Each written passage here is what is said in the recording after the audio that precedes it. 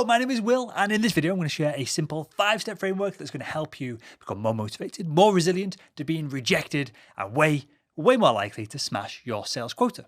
Sound good? Okay, let's get into it.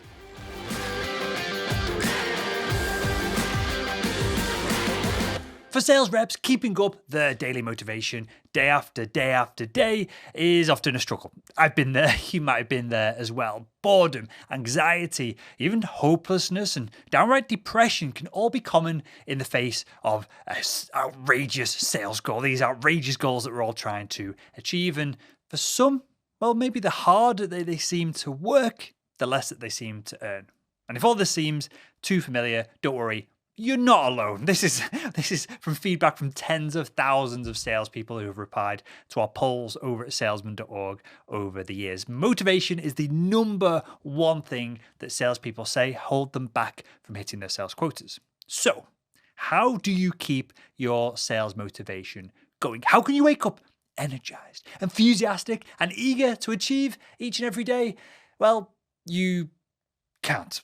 It's not possible. Motivation is not what you're looking for. Surprised? Well, don't be, because we're all human. We're all prone to having good days and then having some bad ones as well. And anyone who tells you otherwise is trying to sell you some snake oil. Instead, as Chip shared on the Salesman podcast, which the link to this episode is in the description below this video, what you're really looking for is discipline. Motivation is great, but motivation comes and goes. What sustains you is the discipline to get stuff done.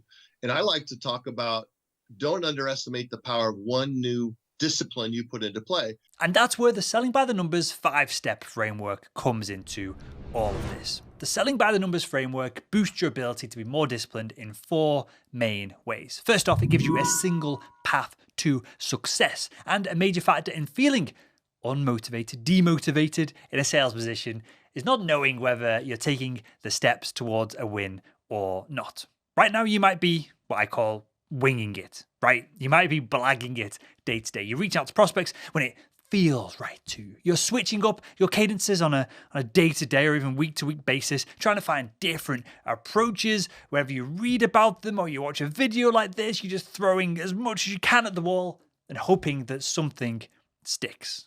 Well, whilst there is some value in experimentation in modern B2B sales, this haphazard approach doesn't let you determine what's actually working and what isn't. As a result, when you're winging it, you're left wondering what you did wrong, when you haven't met your quota, and if you're going to be in a sales job this quarter or next. The Selling by the Numbers framework that we're going to cover in a minute gives you clear weekly and even daily goals so that you can quickly understand where you are, if you're winning, and when you're failing. And that clarity is going to help you stay disciplined, stay motivated. Next, the framework is easy to communicate. And the framework's just so simple to understand and break down for others that this becomes a tool that you can leverage internally to help increase your levels of motivation and discipline as well. So how does this work? How does this magical framework keep you disciplined? The simplicity of the Selling by Numbers framework and system that you're going to learn in a second, using this rather than using your gut to make business decisions, makes it a snap to keep sales management on board. It's a clear and quantitative goal system. It has regular waypoints to track your progress, and it's going to give you a focused roadmap that you can rely on daily. And this is, let me tell you, for someone who manages salespeople, this is a dream for the higher ups. And the more your supervisors get behind your plan, the easier it's going to be for you to stay on track, and the more support and motivation from those individuals you're going to get. Next, it forces you to decide what you really want. And this one is important because, contrary to popular belief, whether this is culturally or very literally what people believe in their heads, money isn't everything. It's important. It's very important for sure. And having a lot of it is certainly a reasonable goal, but feeling satisfied in sales doesn't always have to be about reeling in that massive paycheck. This Selling by the Numbers framework forces you to decide what's really important to you. Are you looking for a way to buy a new home, perhaps? A brand new car? Whatever it is. Do you want to demonstrate consistency and reliability in your sales career so you can get that new sales management role? Whatever it is. Whatever you're trying to find, whether it be better work-life balance. All of this can be achieved by setting precise numbers, goals, and following a plan each day, relying on discipline rather than motivation. It's going to help you move towards all of these targets. And finally, and when we're talking about motivation, this just never gets covered by B2B sales trainers, right? This framework allows you to walk away whenever you want. The Selling by the Numbers framework gives you more control over your lead management. Because let me ask you this, how many times have you had to deal with a real pain in the arse buyer? Perhaps they're sucking up all of your time. Maybe they're even rude to your face. And to be perfectly honest, they're probably not going to close deals with you. They're going to lead you on a wild goose chase and you're just going to end up in pain with no cash in your pockets. Well, with this framework, it allows you to easily refer to your plan, see that maybe you don't need this particular buyer to hit your numbers, and walk away from all of the trouble guilt-free. And that kind of freedom is motivation in and of itself. So with that said, hopefully I've sold you on the idea of this framework. Let's jump into what the framework is, and we'll work through each of the steps so that you can implement it today. So this is the Selling by the Numbers framework, and it starts at the end of future sales success, where you're defining your wants, and it moves backwards. So you can go to income goal, determining your starting point, establishing waypoints, creating a one-page plan so that you can achieve this big, audacious goal that you want to get to. And it does so in just 1, 2, 3, 4, 5 simple steps. You're going to define your wants. You're going to set an income goal. You're going to determine some starting points. You're going to establish some waypoints, and you're going to create a one-page plan that's going to live on your desk. It's going to motivate you every single day for the next year, 12 months or so. So with that said, with that overview, let's dive into each one of these steps in a little bit more detail. We'll start with defining your wants. And part of what makes this framework so effective is the fact that you're beginning with the end in mind. You're beginning with the end, what you want to achieve, what you want to reverse engineer, the results that you're craving in your life, the things that are going to make you disciplined, the things that are going to intrinsically give you motivation. So let's start here. What do you want? You probably don't care all that much about hitting your sales target. You want to hit your sales target to achieve something, to buy something, to acquire something, to become someone else, right? What do you want? And bear in mind, the simplicity of this question is deceptive. More money, for example, is a goal, but it's not an end goal because it doesn't get to the why that you exist, the why you're doing all of this. Why do you want more money? Is it to fund your child's college education? Do you want more money so that you can be in a similar income range to the people in your social circle? Is it all about getting, I've not got it on my table, I'll get it for future videos, but that brand new Nissan GTR, is that what you're doing all of this for? Now, there are two important things here that we need to keep in mind. When you're answering this question, you need to dig deep. You need to find out what's truly important to you. Not what's important to your parents if you're a young'un, not what's important to your partner, your business partners, your colleagues. What's important to you? Be selfish here. What do you want to achieve this year specifically? What do you want to buy, to be, to do, or to have? Let's get specific about this. Let's make it concrete, right? Because the only way this framework is going to be effective is if you can work back from a solid, non-abstract goal. If you want to buy a Nissan GTR this year, that is deep for me anyway. I've got tons of emotional baggage tied to this stupid car that I want to buy, and it's concrete. I either have it at the end of the year or I don't. It's a strong, non-abstract goal. And defining your goal and keeping it front of mind is key, absolutely key to staying motivated. So defining what you want from all of this is step one. Step number two is you need to set an income goal to achieve what you want. Pretty simple, right? We need to set a yearly income goal because we're going to work backwards from what we want and what we've defined in the previous step here. How much income do you need to make that happen, to achieve that goal? Now, if it's a tangible good that you're after, like a car, a Nissan GTR, this step is pretty simple, pretty easy. Find out how much extra income you need to be able to afford that product, service, whatever it is. Just tack it onto your income for the year that you need to survive, and you've won. There is your income goal. You've just set it right there. But for wants that you have that you don't need fulfilling right away, like saving for your child's college or saving up to have a lump of cash for a rainy day, things get a little bit more complicated, but it's not difficult to work out. Just determine how much you'd like to save per year, year on year, and how many years you want to save it. Again, work backwards from the end goal. So let's say that you want to send your child to an Ivy League school. Well, you can expect to pay about 250 grand in tuition, which on a side note is insane, and you probably should not be aiming to do that. But regardless, for this video, well, over the course of 15 years, you'd have to save around 15 grand a year to make that happen. And that is more than achievable for any salesperson.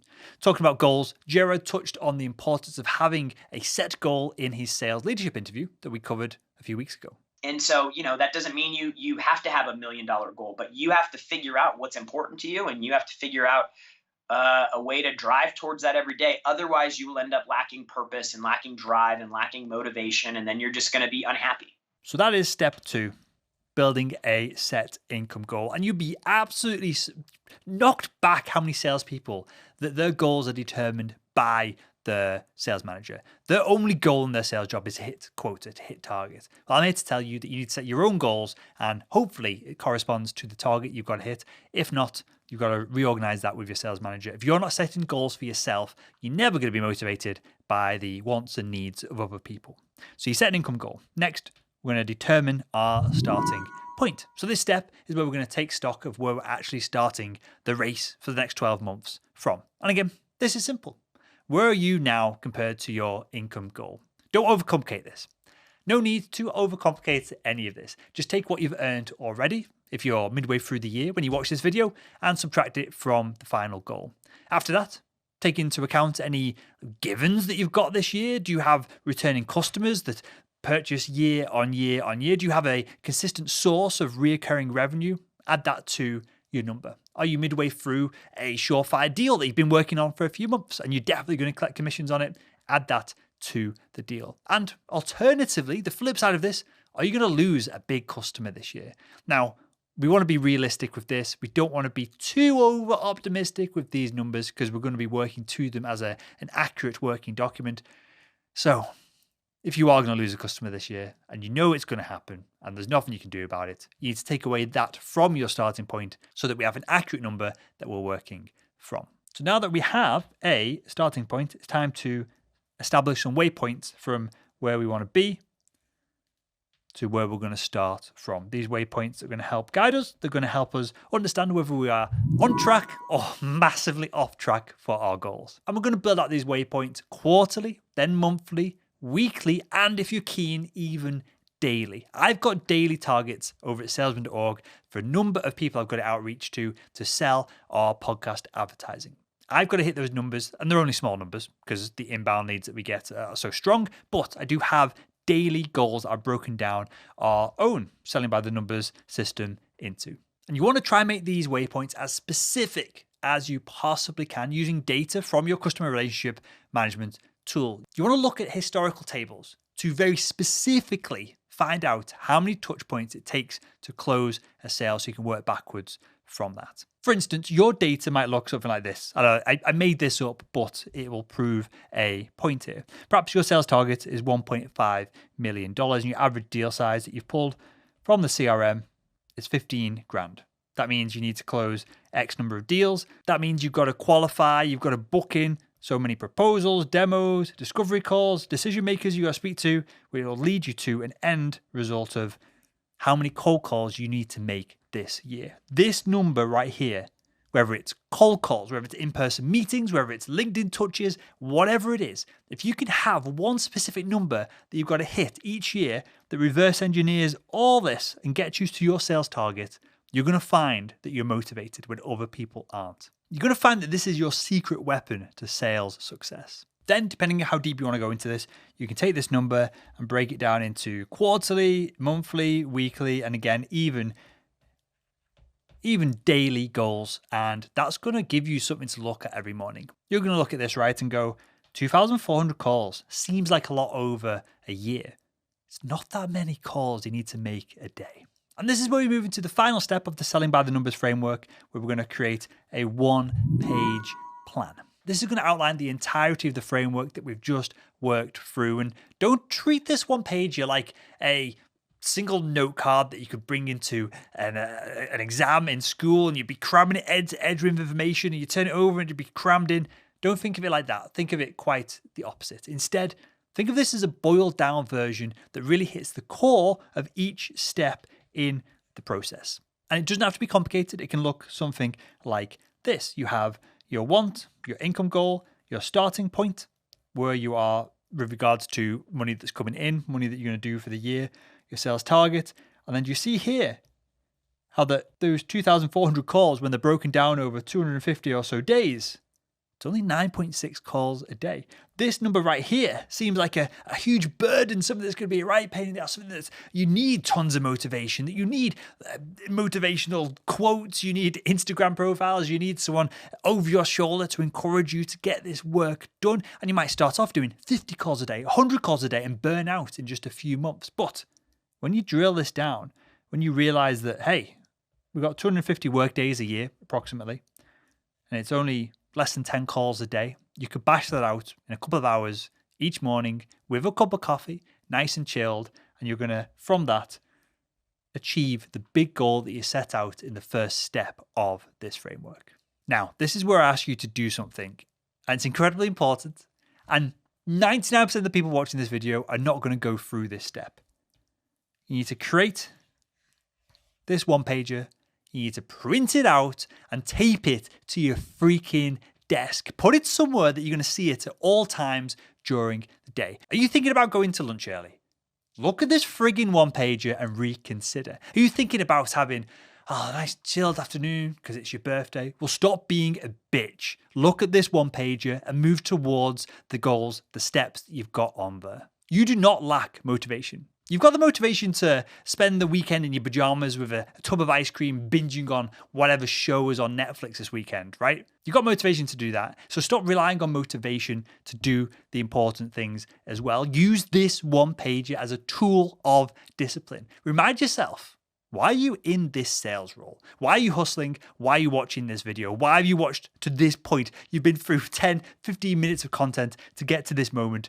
Why wouldn't you create this document right here, print it out, stick it on your desk, and use it to crush your quota? So there we go. Maintaining sales motivation is one of the biggest hurdles that sales reps like you face. Some days you're going to wake up feeling energized and ready to take on the world, but others, well, you're going to feel like you're stuck rolling a huge, heavy, metaphorical boulder up a never-ending mountain. That's why it's so important to take motivation out of the picture. Use this selling by the numbers framework. Start using your one-pager.